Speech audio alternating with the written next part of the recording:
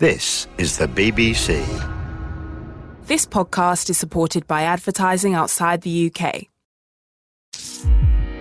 BBC Sounds. Music, radio, podcasts. Hi everybody, Theo Pafitis here. I've already waded into the Messi-Ronaldo debate and now I get to do the language warning at the start of the pod. Woohoo! Here goes.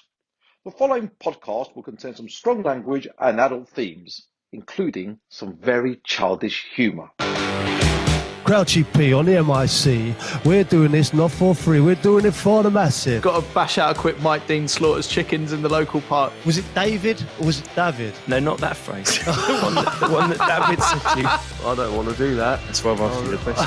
Pancake. Pancake. Who is the pancake of the Premier League? That should be on the start, I reckon. Everyone's got a Fernando Torres. Hello and welcome to that Peter Crouch podcast with me, Peter Crouch, Chris Stark and Tom Fordyce are with me as usual. You okay, boys? Yeah, good. Chris, we're doing something a little bit different this week, aren't we? No, I really like this idea because I think always when we do this podcast, we get to a point in the series where I think it's quite nice to kind of stop, regroup. And I feel that so far we haven't got through as many messages as perhaps we say that we're going to every episode. And we just want to take the time to go through all the messages that you guys are sending in and answer loads of questions on sort of various different things. I think some of the best things we've got have come from questions. Like Carl, for instance, has lasted the test of time. I mean, he just sent an email in. Yeah, it'd be good to get through a few. All of you guys are always supporting this podcast, passing the pod. And jokes aside, we absolutely love you for it. This podcast would not be, and what series is this? 5th series? Without everyone's support and pushing it forward. So this one's for you guys. Yeah, you're right, Chris. And actually, since we mentioned that we were going to do this episode, the emails have gone bananas. We've got heaps. We've got some absolute beauties. Great to hear Theo Pafitis there doing our language warning. Yeah, it is good, isn't it? I know he listens to the podcast a fair bit. He's a go-getter, isn't he, Chris? Theo? You know, he's a man who knows what he wants and he knows how to get it. He's not going to hang around waiting to be asked to do the language warning. He'll just pile in. Yeah. We say this every now and then, but one of our favourite things about doing this podcast is hearing from you guys and kind of hearing how the podcast fits into your routines. And especially over the last year, I think it means a lot to us because it's been lockdowns and there's been all sorts of rules and people have been going through so much. Yeah, and we get messages, Chris, don't we, saying, little preface, don't read this out on the pod, but, and there's some really lovely ones in there. Yeah. Where people will be having tough times and different things going on in their lives, and maybe the pod just helps a little bit. Exactly. And I know you told us about a message involving Wayne Rooney and Elton John in our last episode, Crouchy. I reckon we'll probably save that for a bit, but do you want to start us off? I've got this message here. This is from Josh. It's titled, I will pancake Wimbledon. I have tickets reserved for Court 1, day 1 of Wimbledon. I pledge to pancake Wimbledon on the biggest match that day. Wow. I will pancake Wimbledon. The thing is, right, imagine, seriously, right, if we're sitting there watching telly and I hear, pancake! Do you know what will make it particularly special? If Josh could coincide it with when one of the ball boys or ball girls is pegging it down the tram lines to the net, because they will be doing a tennis pancake. Amazing. That's it. I feel this episode is going to mop up a lot of topics that have been discussed in the series so far. So I think sometimes we've got to explain some of this. So what happens is I know I've got 5 runs and I will churn out those runs as consistent as I make pancakes. Pancake. I get tweeted all the time, you know, people saying like, you know, he looks like he's out of pancakes or this boy can pancake all day. Whilst there's fewer fans in stadiums, you can really hear the managers shouting instructions. Imagine it came from a big name. Yeah, you know, like overlap or, you know, get round him or get past him. It's all long-winded. You're right, Crouchy. It's a simple instruction which kind of encapsulates go fast, around, now, just a straight line. It's Bomb on, isn't it's it? all Bomb of on. it, isn't it? Yeah.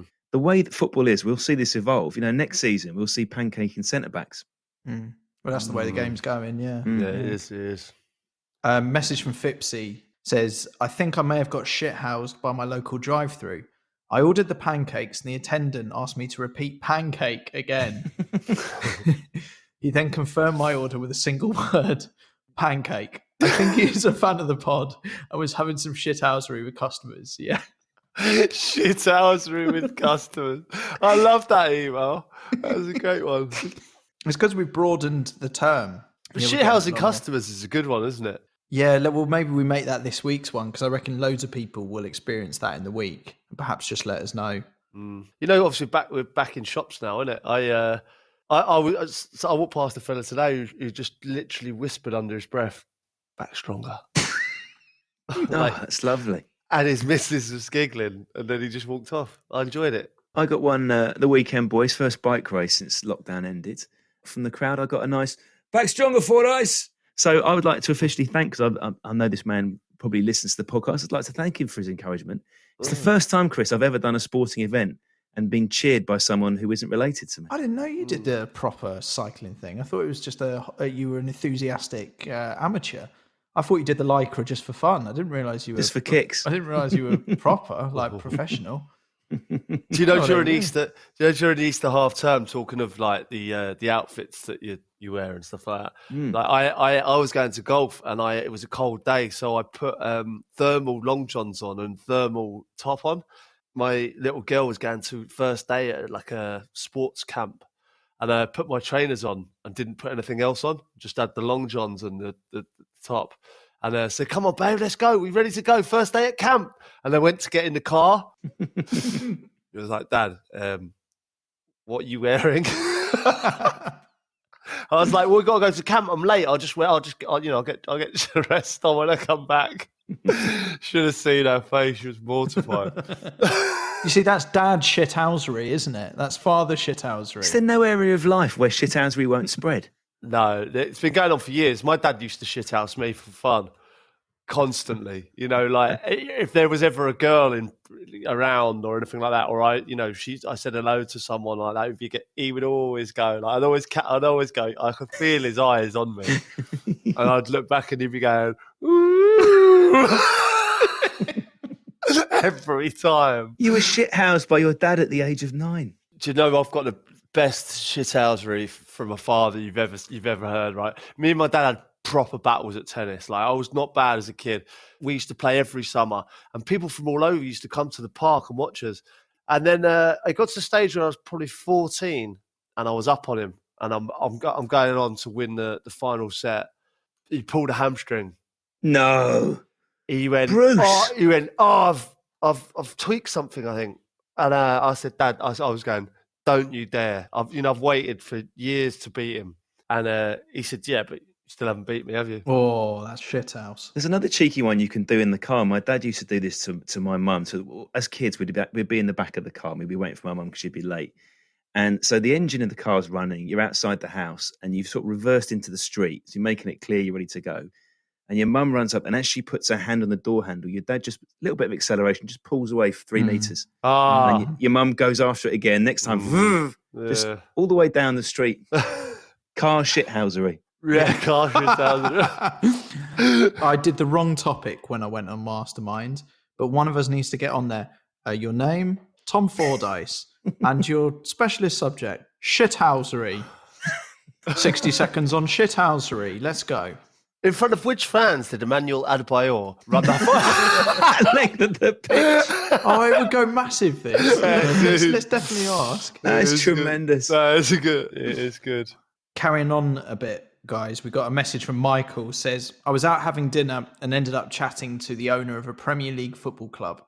His club had recently hired the services of a feng shui expert to bring negative energy to the away dressing room. The man they hired fixed full-length mirrors to the toilet doors. The last image that the away team would take into the game would be them sitting on the loo, which hopefully would contribute to a bad performance. If this is true, this is incredible." I'm trying to think. I'm sure it's Middlesbrough. I've definitely been in a football change room having a dump and thinking, "Oof, that's unattractive." What have you? How did you play afterwards? I think I scored, actually. I'm sure I did well. You'd never deliberately do that, Chris, would you? I mean, that's quite a sick mind, isn't it? Do you know when I first went to Liverpool, I thought, I can't wait to touch that "This is Yeah. Anfield" sign, on the way out. I thought, bang, had an absolute nightmare. And I never touched it ever again. Oh, I feel bad for you about that, Crouchy, because that's the dream, isn't it? I wish I was one of those that was like, that was my thing. Unfortunately, it wasn't. I've got to be honest, Crouchy, there's something I've been wondering all week. Has there been any news at all from Ryan Shawcross? I'll be honest with you, Tom. I've been a little bit nervous about sort of getting in touch with him. I mean, how do I start the conversation? Do I say, "Hi, Ryan, can you please record Sinead O'Connor's 'Nothing Compares to You'"? I mean, literally those words, Chris, would be perfect, wouldn't they? I think a Well, you know voice what, note's better because you can explain it. But things can come across badly in a text. Hi, Ryan. Sorry, I spoke to you for a while. I hope everything's going really well at Miami. Would you mind recording a little snippet of "Nothing Compares to You" by Sinead O'Connor, just for my podcast? Top man. See you soon, mate. I just done a little look back at my last messages to him, right? What the fuck's going on here, mate? And he sent me a picture of a betting slip, and he's third in the parched list. If he just accepts it and cries into a camera while singing his best vocals, it's over, isn't it? It's done. It's over. done. Verse, Everyone's chorus, happy. tier, full stop, done. Yeah. Because he's in his first season at Inter Miami, isn't he? He's going to have opposition fans singing "Nothing Compares to You." And can I just say, if you're a fan of Salt Lake City, can you chant "Nothing Compares" to Ryan Shawcross on the first game you play against him? Crouch going for the spectacular! Oh, what a goal from Peter Crouch! That Peter Crouch podcast from BBC 5 Live. Here's another story. Leicester has got in touch. I worked in a Holiday Inn and had the England under-21 team staying with us. I worked the restaurant during breakfast and I have never seen a group of lads eat so much food in my life. A few boys had a competition for how many pancakes they could eat. Pancake. One of the team approached me away from the table and asked me to sabotage the pancakes and mix in the hottest sauce I could find.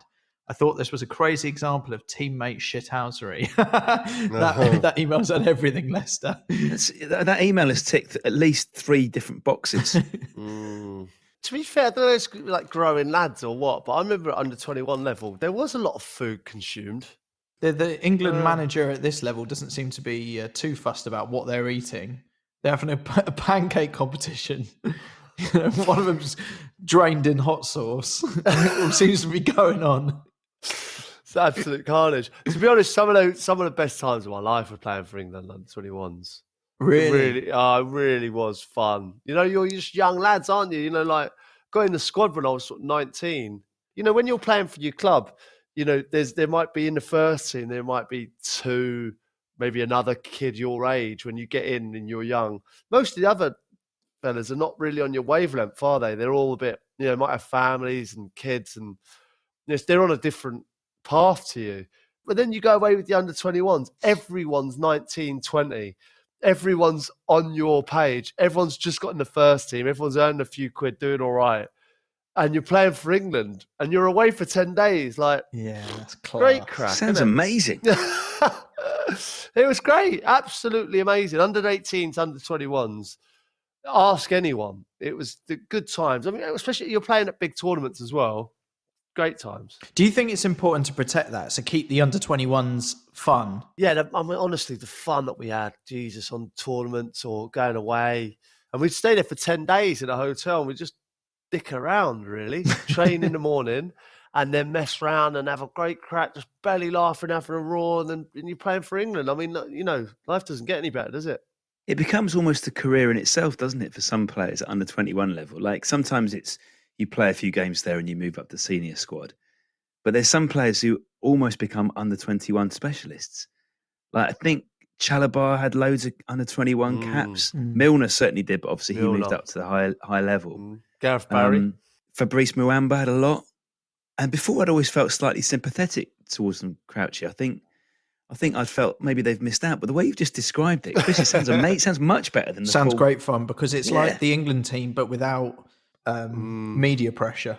David Platt was the manager at the time when I was under 21s, and he had a place in Sardinia, and he took us all over there to Sardinia for a week's training. What a touch! Oh, we just had the best time. You know, we were training in the heat, and it's the first time I'd ever been anywhere so beautiful. Really, it was a lovely place, and we just had a laugh like constantly. You know, we had this thing called Eggy Boff, and so we'd all be by the pool.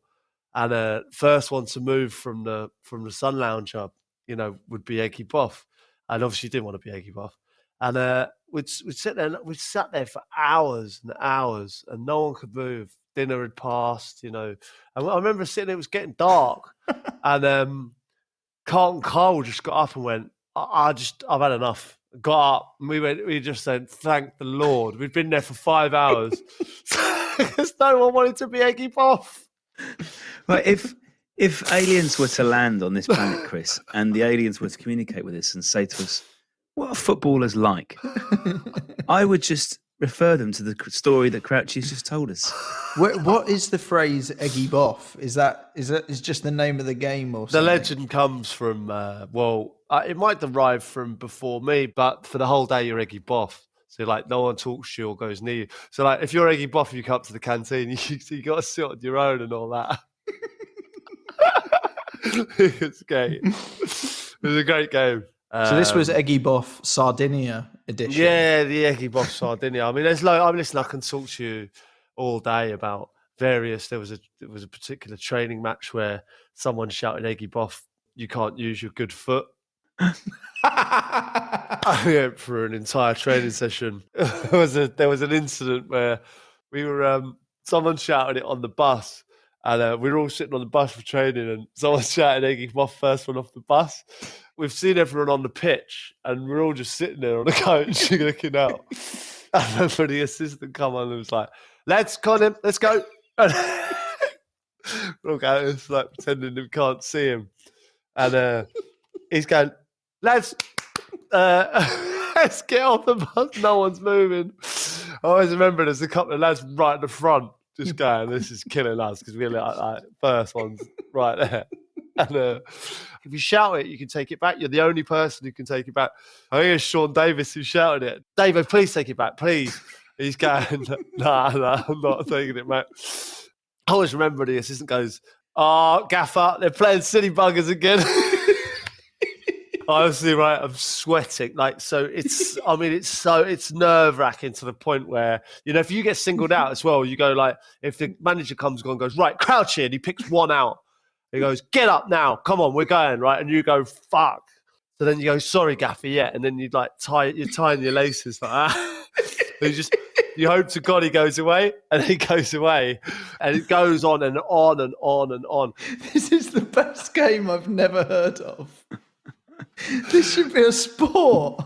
I reckon most of the Premier League, like when I was playing, knew about Eggy Boff, the legend of Eggy Boff. I remember there was one time where I was, you know, when you walk out for a game and you're in tracksuit and you were looking through the programme and you walk around the pitch the day before or whatever. And so we all sat on the bench, we were having a chat and stuff. And someone shouted Eggy Boff first one off the bench, right? 13 of us on this bench. The bus is going to go. We just didn't move. The floodlights went off. And we're all just sitting on this bus. I said, like, to the lad that said it, he said, "Please just take it back, like this, please." And he wouldn't take it back. And in the end, they brought the fella who's running the stadium brought all of those like Alsatian like guard dogs. What? Yeah, and it was like barking at all the lads. And one of the lads who's shit scared of dogs just jumped up, and we were like, "Yes, thank God, let's go." Well, like going by what you're saying, there's current Premier League teams that play Eggy Boff. I would say so. Yeah, I would say so. Wow. Do you know there was a team, right, that passed a £1 coin through a match, and if you were the last person to have it at the end of the match, there was a forfeit. Say if I'm coming back from a corner, you know, and I've got the £1, right? I just pass it to the centre half and go, "Here you go," and you got to take it. If it's offered, you have to accept it. So you can't reject it. This is great. You get the £1 coin, as soon as there's a little break in play, you just pass it on to someone else. And at the end of the game, the 90 minutes, or the end of the match, if you're left with the pound coin at the end, you've got to do the forfeit. Right. So what you've done, I think, has solved the mystery of what Scott Parker is doing with the notes. I think it's just a massive joke. He brings a note onto the pitch. It then gets passed around. Whoever ends up with the note at the game, at the end of the game, is getting fined heavily. As soon as the whistle goes. You know what? It's something that anyone can do. I think, people should bring it in. If you're playing 5-a-side match or something like that, it's just your own team. Whoever's left up with it at the end buys the round. It's a great idea. It's something to be said for Quidditch in Harry Potter, because it's a sport where there's lots of like games going on within it. And actually that's what you could bring to football with this little pound game. It's a little bonus game just going on throughout. Just to clarify, Crouchy, is the goalkeeper fair game in this? So because I never thought of that. Next time we see a goalkeeper come for a cross that he can catch and he punches it, everyone goes, why has he punched that? We notice he's holding a pound coin in his fist. Hello, James. Thanks for your message. Right. He says, my mate at school ended up going back to a friend's house and having a kickabout with Peter Odemwingie in the back garden. Apparently, Odemwingie disallowed any crunching tackles as he couldn't get injured before a big game at the weekend. Crouchy, have you had any awkward kickabouts with family or friends? Odemwingie. What the hell's he up to? He's a great lad, Pete Odemwingie. I liked him, I think it's an interesting topic, this, Chris, from James, because you'll hear about guitarists who refuse, like professional guitarists in bands, who refuse to do the washing up because they're worried about breaking the nails on their right hand if they play the guitar the ordinary way. And often you think, are you really going to break your nail doing the washing up? You just don't fancy the washing up, do you? It's great. When you had that football career, there's no end of excuses for you, wasn't it, Crouchy? Oh, mate, honestly. So many places to hide. Yeah, well, there was a few cards that I used to play, don't get me wrong. Like on a Friday, it's like the magical time to get out of anything, because Saturday's the most important thing. You train all week to play on a Saturday. So Friday nights, it's a weird one, because certainly when you're at home, when you're away, you're just in the hotel, so it's all fine. But you're at home, and obviously, I've got a young baby. I remember when my first baby was born, I was still playing. And, Friday night, if she's crying or something like that, I'm like, that's not for me. I've got a game tomorrow. Would you do the regretful face where you'd sort of grimace and go, Friday before a game, what can you do, mate? No, I had a set routine, and I'd be like, I'd have to eat correctly. I'd have to go to bed early. And no interruptions until I was ready sort of to get up. And to be fair, Ab understood. Did Ab ever have to talk to club staff? Did you ever have to call in a favour from club staff to kind of go, look, I'm not getting anywhere with this. You explain. Well, there's been a couple of occasions, like where, there's a bit of a team bonding session or something like that. And Ab will say, like, you don't have to go to that, do you? And I'll be like, well, no, I do. It's like, so there has been one or two occasions where I've gone to the secretary, can you just fire an email? Just saying that, it's compulsory and it's important for the team. And we just go and have a night out. Crouchy, what happens if, say, Valentine's Day falls on a Friday, or like a key birthday or something like that? Do you have to? Is that a tricky one to play? I've sort of just got to grips with, if you're playing on that day, it's literally nothing. Nothing else matters really. Obviously, yeah. If Ab was giving birth on that day, I think I'd be there. Or there was a real, obviously family tragedies or illness, then yeah. But for any other reason you're playing, and a lot of that's a bit of a nightmare for me. I missed out on a lot of things, birthdays, family occasions, dues, funerals. I've missed out on. Like there's stuff that I've missed over the years. But like now I've retired, that kind of stuff I can do it all. But some players go straight to from the birth to the pitch, though, don't they? Like some players, it always amazes me. As if they're on a high still, yeah. Yeah. Like, and make it work like that. Yeah, but I suppose you've got to. I always remember Roy Keane's shout about, I don't know if it was Robbie Keane, and the press asked him, is Robbie going to be joining up with the team? Obviously his missus had a baby and all that. he said, well, I should imagine so. He didn't give birth. I literally saying, this is absolute joke. Why on earth would he not be? It's been like a day before the birth. The great thing about your transition from playing to post-playing, though, Pete, anytime you want to watch a game, you can just say to Abs, I need to watch it for work. Well, that card has been played on many occasions. I've also, coming in here and talking to you boys, let's be honest, I'm chatting to you about football and telling her, it's work. It's really not. We're all doing that. All of us. And everyone listening as well. We all pretend that this is work. It's the shrug, isn't it, when you say, I've just got to go and do the pod. Yeah. I always make out it's a massive pain in the arse for me as well. I do every time. Yeah. I was like, do you know, I got an email. They need to start an hour earlier as well. That one started up recently. We need to start an hour earlier. I was like, I think I've actually sort of got I won't do now that I'm saying it on the podcast, but she's feeling sorry for me. Like, I've got it to the stage where I've gone, got to go in there. I like got to the podcast. I've got and I'm carrying like 8 beers in there. That Peter Crouch podcast from BBC 5 Live. Right, I really like this one. This is Matt. He's got in touch.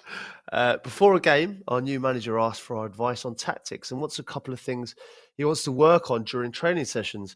This week at training, he spoke to me before and asked if I'd help out and take half the lads to do a session with them. It was only after the session I became concerned I was being groomed to become the new Parched. I was hoping for some advice on the early warning signs of becoming parched and potential escape routes. This is a huge question. Yeah, fantastic. Massive. It's a huge question. Well, because what this is suggesting is that being parched isn't nature, it's nurture. As in, the manager makes you become parched. It's not that you become parched in the manager's actively eyes. decide. The thing is, I've seen this on more than one occasion, right? If a manager takes a shine to a certain player and asks him for, his thoughts on the game or, his thoughts on training, a bit like a captain. But if you're not a captain and, you keep finding yourself with the manager and him talking to you and players whispering over the other side about you, you can feel yourself becoming parched and you haven't really done too much apart from be sort of a good character in the dressing room. So you're sort of parched and you don't know how it's really happened. It's a difficult one to navigate. So you basically, in that scenario, you've been lured into being parchier than you wanted to be. And before you even know it, the whispers have started.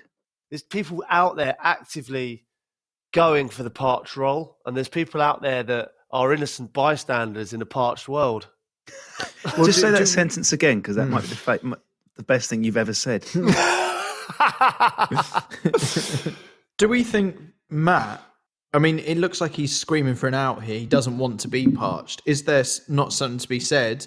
And some people might say that actually being parched is a good thing. Like, go and embrace it. If you think you've got an in here, be parched. You'll be wrapped up warm. You'll be there in the manager's coat. Your opinion will be valued. I think take it as a compliment is what I would say. The manager's seen something in you. He's seen a leader there. And I know you want to be one of the lads and, but you can still be on side with the manager and one of the boys, as long as you, I think you can, because you can be like, you can have a laugh and joke about it with the boys and be like, he asked me to do this. But to be fair, it is a difficult one. If you're putting cones out and you're organising sessions. You've stepped across the divide there. It's a bit parchy, isn't it? If Matt, in this case, doesn't want to be parched, what would you advise? Maybe some sort of active campaign of civil disobedience in front of the manager? Kicking over cones. It's a difficult one, but then you're out on your ear. You want to be one of the boys, but the manager is more important to what you're trying to achieve. Well, then why don't you sit everyone down and say, look, we can all see what's going on here. I'm going to be parched. Now, I'm getting groomed. Now, what's what we all need to decide as a team is it better that I am close to the manager like this for the betterment of everyone else? I'll have his ear. Things can improve around here. But I'm going to need you all to support me. And if you don't, if all I'm going to get is shit, then I'll step back right now. I'll go key his car or something. I'll step back now. I will cross a ball straight into his face if that's what it takes. Do you see many attempted parching? You would, looking back now, would go, I can't prove it, but I am fairly certain they were parching up the manager. Honestly, the parch life that goes on when a new manager comes in is phenomenal. Is it sickening? It can be, yeah. Is that a worse thing for a player, even worse than being seen by your fellow players as attempting some hardcore parching, doing your parching, yet being rebuffed by the manager? Interesting. Yeah, nice twist. Very nice interesting. Twist. Nothing is worse than I've actually seen managers laughing at the player in question.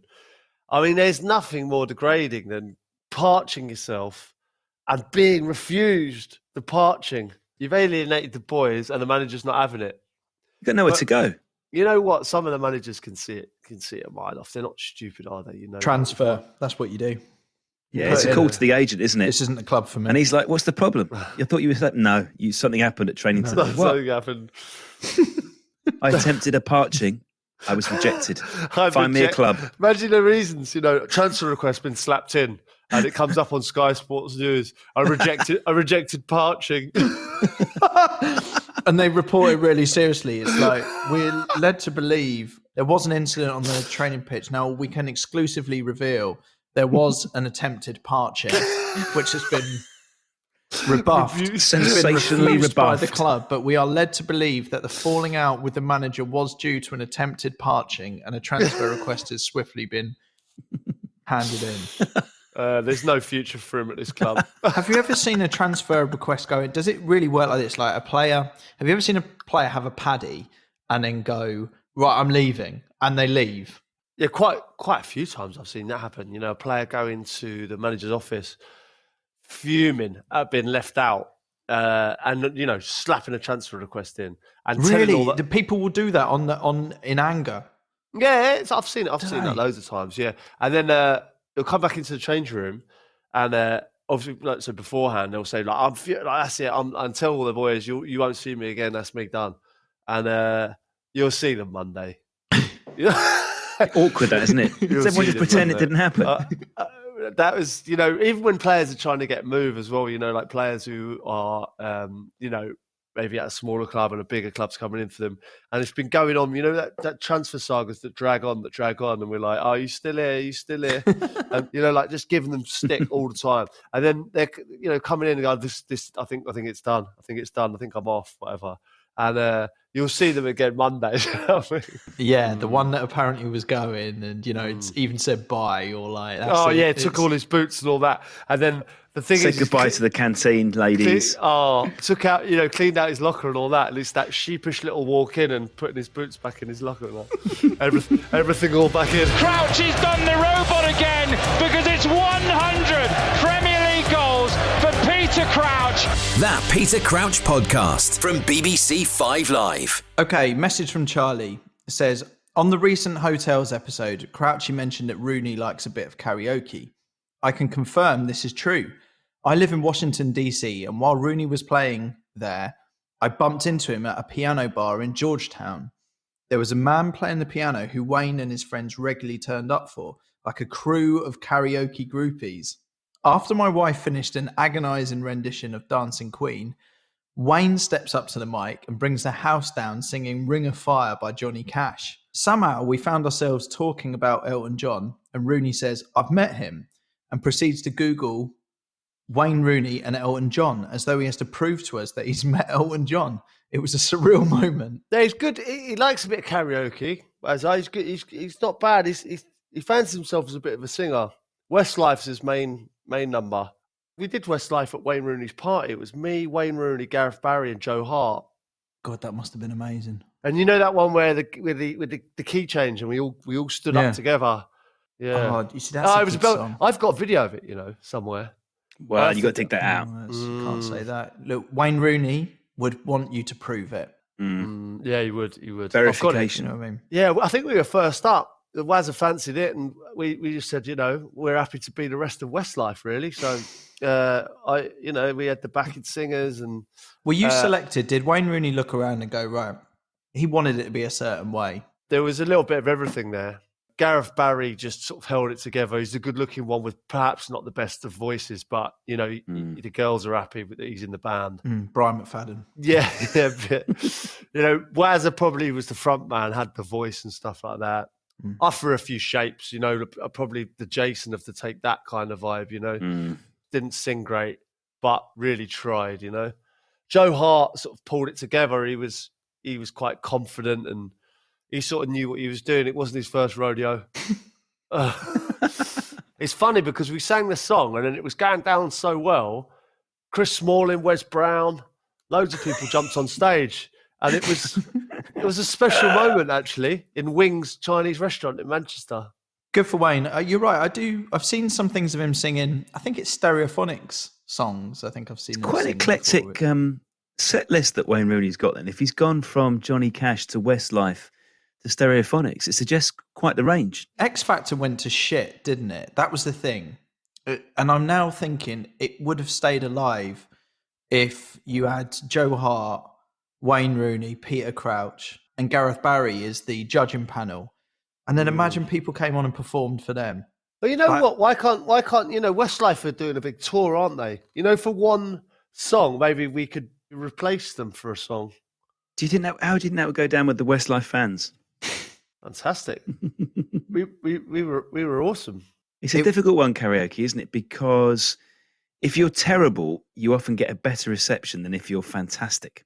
Well, I think it's the X Factor, isn't it? I don't think there's a hard and fast rule to anything. In that, I believe your Westlife performance what would have been one of the most amazing things that has ever been seen. But we will never see it. We were never blessed with that unless you release. Do you know what? You will be blessed with it because I will show you this video. Have you found it? I got a feeling I'll find this. Is this a tease? Is this another time? Yeah, it's one of those things, isn't it? Like it's the Iniesta photo. Yeah, exactly. I mean, people will say this didn't happen. So shall I call you out right now on behalf of everyone? Say you have not got that video, Peter Crouch. Until we see the video, it doesn't exist. Yeah, I will find the Westlife video, but at the moment I can't find it. But what I've found is Darius Vassell hitting a golf ball off a really high tee. That's at waist height. Yeah, so waist height. Yeah, I don't know why I've got that on my phone, but it's kind of magnificent. Just some of the things I've got on this blower. Lovely. Oh, I reckon there's some right gold on there. I think you should release one video a week until we get to the Westlife. Just a little nugget, even if it's a couple of seconds long. Should I save this one or not? Bojan and Muniesta do their initiation song. This is an absolute goldmine. I'd like one of these a week, Chris. Yeah, I agree. I think one of these a week for now, Crouchy. It's so good, isn't it? Release a different video from the vaults every single week. What is that? That's Ab with the Glenn Johnson mask on. Right, so that's decided then. So, Crouchy, just to be clear on the rules here, you've got to release one video, even if it's just a little snippet, like 2 or 3 seconds, and then we'll do this every week that you can't find your rendition of Westlife with Wayne Rooney. Agreed? Agreed. So are the listeners going to be treated to 2 seconds of Vassell hitting the golf ball, Bojan's initiation, or Abby in a Glenn Johnson mask? Oh, this is tricky, isn't it? What's the Because I've seen all 3 of these. But my instinct, having seen on Crouchy's Zoom this clip of Darius Vassell swiping a stick/pipe at the height of his waist, that feels to me like the clear number one. I do think there's a huge demand for Clancy in a Glenn Johnson mask, though. I think it's niche. I'm not sure. Well, this can roll on, can't it? Because, of course, every week that Crouchy can't find this Westlife video, another video from his phone has to come out. So it might be that in week 2 we get Abby in a Glenn Johnson mask, and maybe week 3 we get Bojan and his initiation at Stoke City. It's a fantastic initiation as well. All right, well, I feel like we've kind of reached a group decision here that it should be Vassell hitting the golf ball that everyone sees for the first video, just to get us started, you know, just 2-3 seconds of that, Crouchy. Let's tee off. Let's go, Brill. This is going to be good fun. Pleasure. Crouchy's done the robot again because it's 100 Premier League goals for Peter Crouch. That Peter Crouch podcast from BBC 5 Live. Right, Theo Paphitis back again. Now, not a lot of people know this, but I used to be chairman of Millwall Football Club. But Crouchy knows, because when I tried to sign him all those years ago from QPR, his agent told me to sling my hook. Do you remember that, Mr. Crouch? Anyway, let's move on. Question for you is, what's the biggest Barney you've seen a chairman have with a manager? Nice chat from Theo. Should we do this in two parts? Yeah, where do you want to start, Crouchy? How would you like to? Let's do the transfer first of all. There was a lot of clubs sort of like in for me when I was a kid. So like I was at QPR at 19 and I always remember speaking to David Moyes. He was at Preston. I spoke to Stan Ternant, who was at Burnley. Yeah, Millwall, Palace. There was a few clubs sort of like sniffing around that wanted me to go there before I sort of went to the Premier League. And yeah, I heard Millwall were interested, but I never really got a concrete offer or what have you. It's difficult because owners don't really come into play when you're signing for a club. Like you don't see them day to day, do you? It's not a thing where you think, oh God, he's a good owner. It's like it doesn't even come into your thinking. That's interesting. But then from his side of things, it does come into it. Obviously, it is quite personal to be honest with you, I'd completely forgotten he was a chairman. Owners come and go. They are behind a football club. They're never ever the forefront of it. Like Roman Abramovich, how many interviews have you heard him do? You know, He's none. not a single one, has he? You know, never. You know, they own a football club, but they're behind it. John Henry, Glazers, all of them. The Abu Dhabi people behind Man City, Arsenal.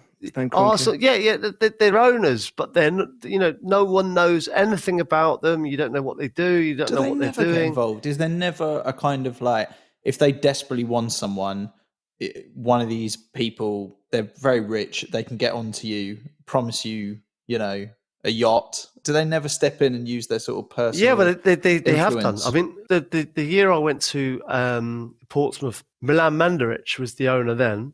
We didn't win a game in 1 month. And he came down to the dressing room. You boys have not won one game this month. I'm not going to pay you.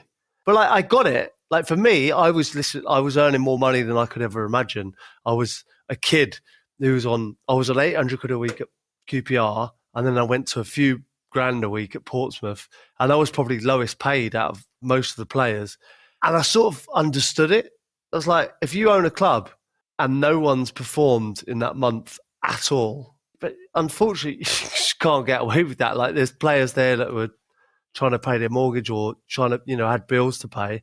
And obviously didn't have a leg to stand on, but we didn't get paid that month. And it went to tribunal and, obviously ended up getting it in the end. But as an owner, it was the first time I ever saw like someone come down and go, right, you lot of shit. I'm not having it. So what about the second part of Theo's question here, the biggest Barney that you've seen, Crouchy, between a player and an owner?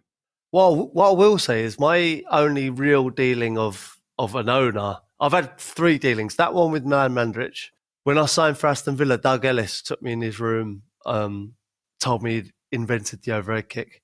And then later on, I had dealings with Daniel Levy when he basically told me that I wouldn't get a squad number when he was bringing Adebayor in because there was a bid from Stoke for £10 million. And he said, if I don't go, then I wouldn't get a squad number. And I had dealings with him. And I was like, well, this is outrageous. And we chatted and it was quite ruthless and it was harsh and it was difficult for me to understand. But now, as an older man, I can understand where he's coming from 100%. But at the time, it's difficult to take. Right, we've probably just got time here, boys, for a couple of our usual new Dragon's Den ideas, which we're going through every week. Spray and is definitely still our standout idea, isn't it? I think people are going to have to go an awful long way to beat that one from Tom near Glasgow. But let's see if any of these can compete. This one's from Gavin. My invention is laminated bog roll. Perfect for when you're out cycling and means you can rinse it before using it again. Now, my instinct on this one is just a no, because A, if it's laminated, then it's not going to serve its purpose as bog roll, is it? And also, when have you ever wanted to use toilet roll twice? What is the purpose of laminated bog roll, please? Is it like... He seems to be saying you can take it with you, like it's some sort of cycling accessory. You can take ordinary toilet paper with you if you have to. It doesn't need to be laminated, does it? If you're in that desperate need and you're in the sort of natural surrounding, go Bear Grylls in the scenario. I had a shit in Casbury Park once. You just deal with what's around you, don't you? Use the Did you foliage. wipe or just... Well, you do a sort of token thing on a couple of leaves, and then crack on with the run. I've got actually a big issue about this. What about when people panic buying bog roll? Ridiculous. Crouchy. Did you do it? Did I buy extra toilet roll? I had to try and get hold of toilet. When I saw some toilet roll, I was like, I need some toilet. Are you telling me when you couldn't get toilet roll anywhere that you went, don't worry everyone, just calm down. I'm not buying any toilet paper. I went straight to the soup and bread. Anyone on planet Earth can survive without toilet paper. Everyone. So it's like pasta went as well, didn't it? Yeah, you might have a smelly arse for a bit, but you can get by. So I don't know if there's an answer for you somewhere in that, Gavin. I take it that's a no, Crouchy, from you? Not for me, mate. Listen, what I'm saying is you can get by without anything. Strong views there, Gavin, on that question. Seriously, how much stuff have you got in the house? Cushions? Curtains? Let's try it now, Crouchy. What can you wipe your arse on around you right now if you needed to? Right now, cushions. Got 2 cushions there. I've got a couch. Right, you've got Crouchy. I'm going to give you 30 seconds to wipe your arse and as much of your house. Yeah, just you've got to run around the room, okay? You've got 30 seconds. I'll just tell you right now that what okay, wait for the 30 seconds. Okay. All right, ready? 2, 1. Flower, plant, cushion, carpet, sofa, box,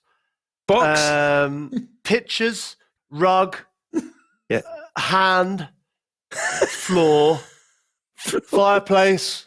Fireplace? Are you wiping your ass in fireplace? Wall, 2, wall lamp, 1. Wall, done. lamp, That door. was my favourite game in a while. How many was that, Tom? That, I believe, was 14. I think. See? I mean, I would question how you would wipe your ass on a fireplace or a door, but he's right though. You don't need loo roll. Guys, another idea here. Message from Stephen says, "What about runny egg yolk in a sauce bottle that you can pour on anything you like? Let's call it Yoki Yoki. And in years to come, we can add different flavors, a hint of chili or maybe a swirl of ketchup. The world is your oyster." Brilliant idea. I mean, Chris, I like an egg as much as the next man, but cold egg yolk? Put it in the microwave. Yeah. So you're going to warm the bottle every time? No, but you squirt it out, don't you? Guess what the thing is, it's all... Oh, I'm not sure. Without any of the cooking or anything like that. It's genius. And actually, it doesn't need to be... Like, it'll be... Crouch, I'm not sure Chris can hear us. Yeah, I think he's gone, Tom. He did say he had a problem with his mic earlier. Should we give him a minute? See if we can get him back, because we do have one more job to do, Crouchy, don't we, before the end? So it's that time on the podcast again where someone's on to sell something that our listeners might be interested in. Now, we like to offer assists to other pods. This time, it's Gary Lineker's turn. Welcome, Gary. I've not come on here just to sell my pod. I've come on here because this is That Peter Crouch podcast. This is an absolute highlight of my career. Not sure about that. It's been a shambolic start to it, let's be honest. How's your podcast so successful? I just don't understand it. Imagine what it would be like if it actually worked. Oh, dear. Oh, look at him. Yeah, where's Chris? What's happened to him? Yeah, actually, Chris's microphone just started giving up towards the end of the pod, so we can't seem to get it working. We better just crack on without him.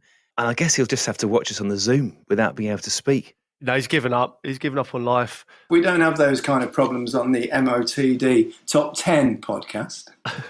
Tell us more, Gary. What is this podcast? Do you know what it's about? It does what it says on the tin, really. We kind of discuss between, we've got Alan Shearer and Micah Richards for this series, various top 10s. I think we've done Hard Men, we've done Toughest Places to Play, But it's basically an excuse for us to tell a few stories. You know what that's like. So we've spoken on the pod about when someone comes along and seems to be just a little bit better at your job than you, a bit more popular, maybe even better looking. So Gary, have you ever had a Fernando Torres in your life? God, no. I knew you were going to say that. Certainly not in football, and definitely not in football presenting. Oh, God, no, I can't imagine. No, just kidding.